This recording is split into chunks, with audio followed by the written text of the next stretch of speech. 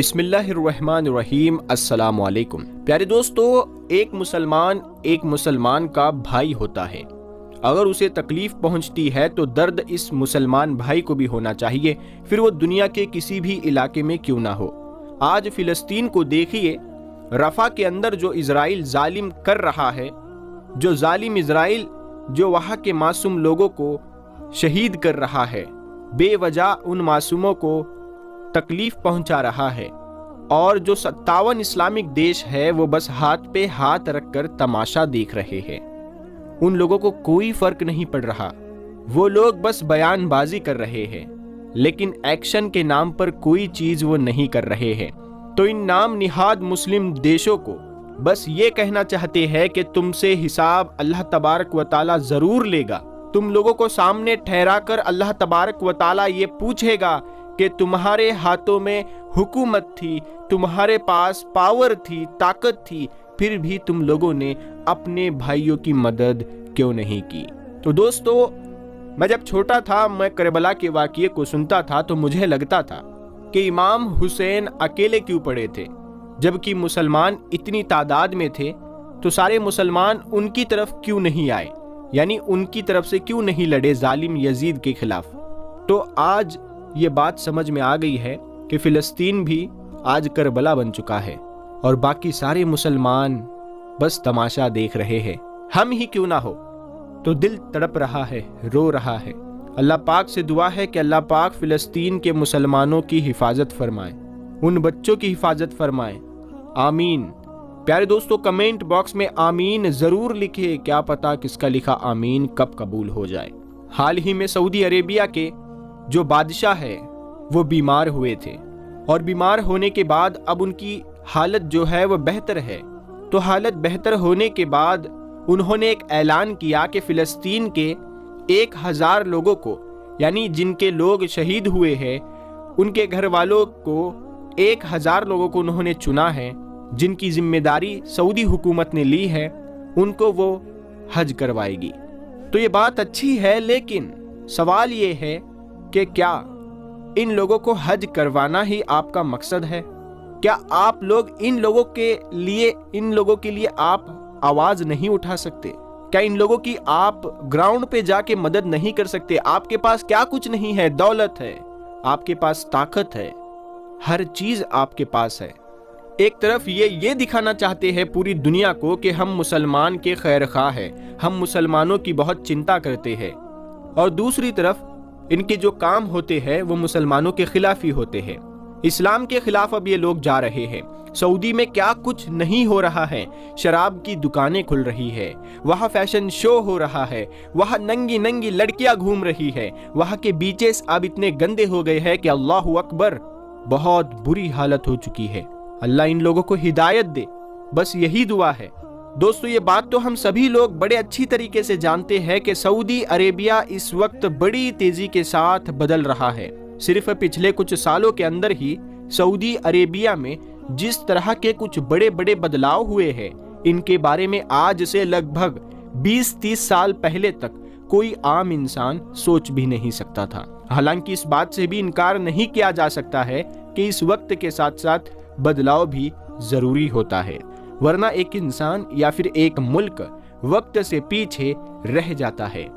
مگر حیرانی کی بات تو یہ ہے کہ سعودی عربیہ میں بدلاؤ کے نام پر جس طرح کا کھیل کھیلا جا رہا ہے، ان میں سے زیادہ تر چیزیں ایسی ہے کہ جو نہ صرف پوری دنیا کے زیادہ تر مسلمانوں کو حیران پریشان کر رہی ہے، بلکہ ان کو پسند بھی نہیں کر رہی ہے، اور وہ لگاتار ان چیزوں کو لے کر گورنمنٹ کے اوپر انگلیاں اٹھا رہے ہیں، سعودی حکومت سے یہ مانگ کر رہے ہیں کہ اس کو روک دے۔ اور اسی طرح کی بہت ساری چیزوں میں سے ایک جو سب سے اہم چیز ہے، وہ دراصل مکہ شہر کی ایتہاسک قیمتی چیزوں کا ختم ہونا ہے۔ حجاز مقدس کی، جہاں پر آخری پیغمبر یعنی حضرت محمد صلی اللہ تعالی علیہ وسلم اور ان کے صحابہ کی قبریں، ان کے گھر، ان کی بہت ساری قیمتی نشانیاں موجود ہے۔ ان سبھی کو سمارٹ اور ترقی یافتہ شہروں کے ڈیولپمنٹ کے نام پر نہ صرف ختم کر دیا گیا ہے، بلکہ جن چیزوں یا پھر یہ کہیے کہ جن جگہوں کے ساتھ ان کو بدلا گیا ہے اس میں خود ان پاک جگہوں کی ہی توہین ہے،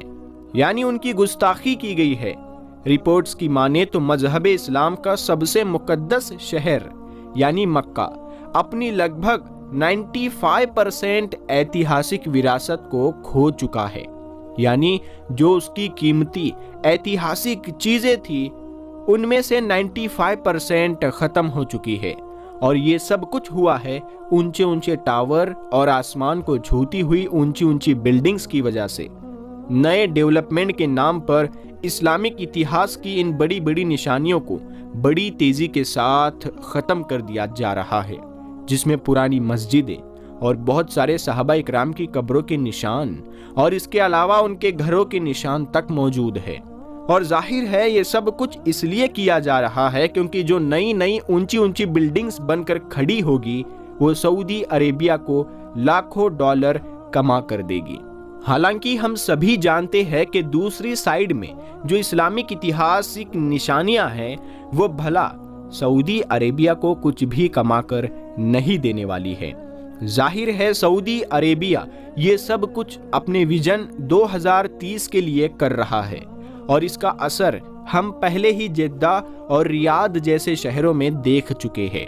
جہاں پر اب نہ صرف بہت سارے بڑے بڑے میوزیکل شو ہوتے ہیں بلکہ ساتھ ہی ساتھ نائٹ کلب، بیچ اور اس طرح کی بہت ساری چیزیں بھی اوپن ہو چکی ہے۔ ظاہر ہے محمد بن سلمان تو خود اپنے انٹرویو میں یہ بات کہتے رہتے ہیں کہ وہ بہت جلد ہی سعودی عربیہ کو دوسرا یوروپ بنا دیں گے، یعنی دنیا کے بہت سارے لوگ جو چھٹیاں پڑنے پر یوروپ گھومنے کا پلان بناتے ہیں وہ دراصل آنے والے دنوں میں یوروپ کی جگہ سعودی عربیہ کا پلان بنائیں گے، کیونکہ جن ساری چیزوں کی خواہش اور امید وہ یوروپ سے رکھتے ہیں وہ ساری چیزیں تو ان کو سعودی عربیہ میں ہی پرووائیڈ کرائی جائے گی۔ اور ظاہر ہے اس مشن پر بڑی تیزی کے ساتھ کام ہو ہی رہا ہے۔ سعودی گورنمنٹ مکہ کی ایتہاسک چیزوں کو دھیرے دھیرے ختم کر رہی ہے۔ یہ تو اپنے آپ میں ایک اہم بات ہے ہی، مگر اس سے بھی زیادہ حیرانی کی بات یہ ہے کہ کوئی بھی انسان ان ساری چیزوں پر بات ہی نہیں کرتا ہے۔ حضور اکرم صلی اللہ تعالی علیہ وسلم کا وہ گھر کہ جس میں 570 عیسوی میں وہ پیدا ہوئے تھے، اس گھر کو نہ صرف ختم کر دیا گیا بلکہ اس کو جانوروں کی منڈی میں بدل دیا گیا تھا۔ مگر بعد میں جب مکہ کے لوگوں نے اس کے خلاف آواز اٹھائی اور اس معاملے کو لے کر گورنمنٹ کو کرٹیسائز کرنا شروع کیا تو گورنمنٹ نے لوکل لوگوں کے دباؤ میں آ کر جانوروں کی منڈی سے پھر اس کو ایک لائبریری میں بدل دیا۔ مگر اب سوال یہ ہے کہ آخر اتنے بڑے شہر میں منڈی کے لیے یا پھر لائبریری کے لیے اس خاص جگہ کے علاوہ ان کو کوئی دوسری جگہ نہ مل سکی۔ اتنا ہی نہیں دوستو، آخری پیغمبر یعنی حضرت محمد مصطفیٰ صلی اللہ تعالی علیہ وسلم کا وہ مقدس گھر جس میں وہ مکہ سے مدینہ کی طرف ہجرت کرنے کے بعد ٹھہرے تھے، اس کو بھی پوری طرح سے گرا دیا گیا ہے۔ یہ نبی اکرم صلی اللہ تعالی علیہ وسلم کے سب سے قریبی دوست اور اسلام کے پہلے خلیفہ یعنی حضرت ابو بکر صدیق رضی اللہ تعالی عنہ کا گھر ہے، جس کو اب گرا کر ہلٹن ہوٹل کی ایک عظیم الشان بلڈنگ میں بدل دیا گیا ہے، جس کو آپ لوگ آسانی کے ساتھ اسکرین پر بھی دیکھ سکتے ہیں۔ یہ نبی اکرم صلی اللہ تعالی علیہ وسلم کی پہلی بیوی حضرت ختیجہ رضی اللہ تعالی عنہا کا گھر ہے۔ یہ وہی گھر ہے جس کے اندر قرآن کی کچھ آیت بھی نازل ہوئی تھی۔ اتنا ہی نہیں، آپ کی 4 بیٹیاں یعنی کہ زینب، رقیہ، ام کلثوم اور بی بی فاطمہ سلام اللہ علیہا کے ساتھ ساتھ آپ کے بیٹے قاسم بھی اسی گھر کے اندر پیدا ہوئے تھے۔ کیا آپ جانتے ہیں کہ اس گھر کے ساتھ کیا کیا گیا؟ دوستو، پہلے تو اس گھر کو گرایا گیا اور بعد میں یاتریوں کے لیے اس جگہ کو بیت الخلا میں بدل دیا گیا، یعنی کہ ٹوائلٹ کی یوز کے لیے۔ مسلم اتہاس کا پہلا سکول جس کو دار ارقم کہا جاتا ہے اور جہاں پر نبی اکرم صلی اللہ تعالی علیہ وسلم اپنے صحابہ کو قرآن سکھایا کرتے تھے، اس جگہ کو بھی اب مسجد حرام کی توسیع میں ختم کر دیا گیا ہے، جنگ احد کے ٹائم میں جیسا کہ آپ سبھی لوگوں نے بھی پڑھا ہوگا کہ نبی اکرم صلی اللہ تعالی علیہ وسلم کے دندان مبارک یعنی دانت مبارک شہید ہو گئے تھے۔ ان دانتوں کو جہاں پر دفنایا گیا تھا اس جگہ کو بھی ہمیشہ سے ہی ایک نشانی کے طور پر یاد رکھا گیا تھا، مگر اب اس نشانی کو بھی ہمیشہ کے لیے ختم کر دیا گیا ہے۔ زمزم کے کنویں کے اوپر موجود محراب ہو یا پھر بیت الحجون، وہی بیت الحجون جو کہ مدینہ شہر کے بقیع قبرستان میں موجود ایک ٹوٹی ہوئی عمارت ہے،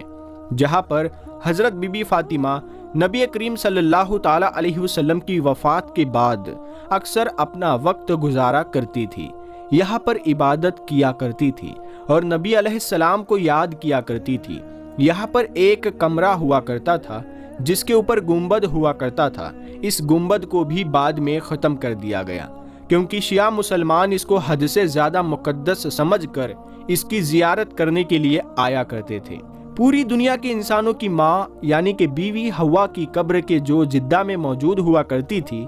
اس کو بھی کنکریٹ کی دیواروں کے ذریعے سے پوری طرح سے کور کر دیا گیا ہے۔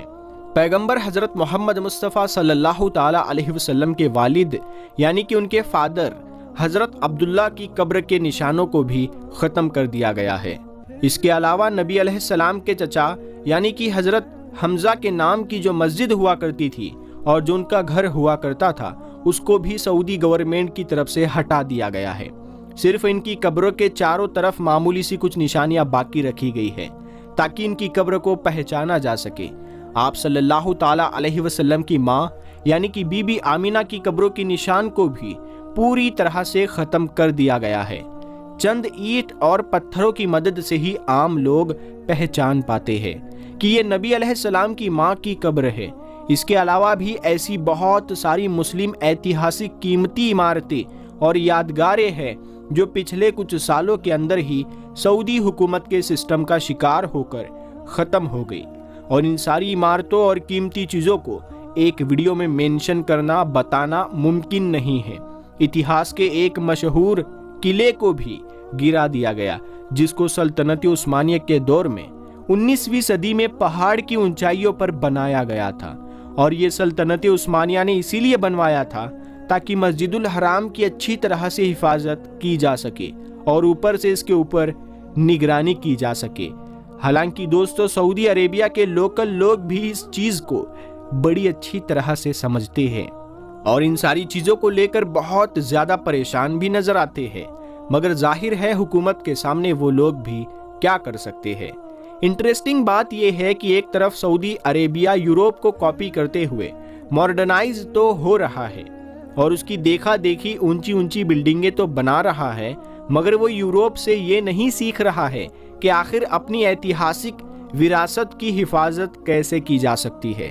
اور ہم کو اپنی ایتہاسک چیزوں کے ساتھ کیا سلوک کرنا چاہیے۔ کیونکہ دوستو یہ بات میں اس لیے کہہ رہا ہوں کہ یورپ بھلے ہی آج کے دور میں بہت زیادہ ایڈوانس ہو چکا ہے اور ٹیکنالوجی سے مالا مال ہو چکا ہے، مگر اس کے باوجود بھی اگر آپ غور کریں گے تو آپ لوگ پائیں گے کہ یورپین لوگ آج بھی نہ صرف اپنی ایتہاسک چیزوں کی حد سے زیادہ حفاظت کرتے ہیں بلکہ ان کو بہت زیادہ اہمیت بھی دیتے ہیں۔ خاص طور سے جب آپ لوگ یوکے اور اٹلی جیسے دیشوں کا دورہ کریں گے تو آپ کو پتہ چلے گا کہ انہوں نے ہزاروں اور سینکڑوں سال پرانی اپنی ایتہاسک چیزوں کو کس طریقے سے محفوظ کر رکھا ہے، اور ساتھ ہی ساتھ وہ لوگ ان ساری چیزوں کو اپنے پراؤڈ کی طرح پوری دنیا کے سامنے پیش کرتے ہیں۔ کیونکہ ظاہر ہے دوستو کوئی بھی عقل مند انسان اپنے اتہاس کو کبھی نہیں بھولتا ہے، کیونکہ اگر تم چاہتے ہو کہ اتہاس تمہیں یاد رکھے تو تم اپنا اتہاس ہمیشہ یاد رکھو۔ سلطنت عثمانیہ کے ترک حکمرانوں نے بھی مکہ اور مدینہ جیسے پاک شہروں پر ایک لمبے وقت تک راج کیا تھا۔ ان لوگوں کے دور میں بھی مکہ اور مدینہ شہروں میں بڑی بڑی تعمیرات ہوئی، بہت ساری نئی چیزوں کو ڈیولپ کیا گیا، مگر اس کے باوجود بھی انہوں نے کبھی بھی ایتہاسک چیزوں کے ساتھ کوئی چھیڑ خانی نہیں کی، بلکہ ان کے دور میں تو مکہ اور مدینہ کا جس طرح سے احترام کیا جاتا تھا اس کی مثالیں دور دور تک نہیں ملتی۔ فی الحال دوستو آج کی یہ ویڈیو یہی پر ختم کرتے ہیں۔ اگر یہ ویڈیو آپ کو پسند آئی ہے تو آپ لوگ اسے لائک کریں، اپنے دوستوں میں شیئر ضرور کریں، اور اس ویڈیو کے بارے میں آپ لوگ کیا سوچتے ہیں آپ ہمیں کمنٹ باکس میں ضرور بتائیے، اور اگلا ویڈیو آپ کس ٹاپک پر دیکھنا چاہتے ہیں آپ ہمیں کمنٹ کر کے ضرور بتائیے گا۔ ہم ملتے ہیں آپ کو اگلی ویڈیو میں، تب تک کے لیے السلام علیکم۔